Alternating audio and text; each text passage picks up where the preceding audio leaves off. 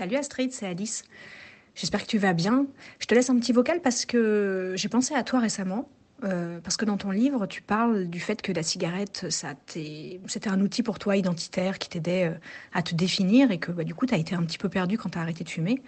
Figure-toi qu'en ce moment, j'en rencontre plein de monde qui ont exactement le même problème. C'est assez drôle parce que souvent, les sujets comme ça arrivent en grappe, où il y a plein de personnes qui ont le même sujet de réflexion. Donc voilà, et forcément, ça me fait réfléchir aussi parce que finalement, moi j'ai rencontré la même chose quand j'ai fumé, quand j'ai arrêté de fumer, mais aussi quand j'ai arrêté de boire de l'alcool.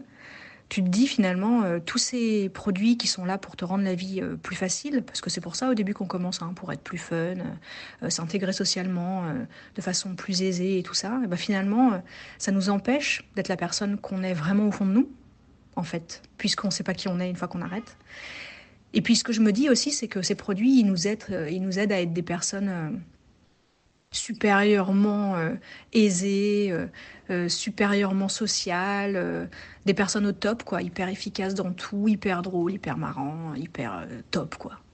Et en fait, on est peut-être un peu chiant, et ça c'est quelque chose qu'on disait d'ailleurs dans le podcast, dans la discussion. On n'est pas obligé d'être au top, en fait, c'est quoi cette injonction à être au top tout le temps?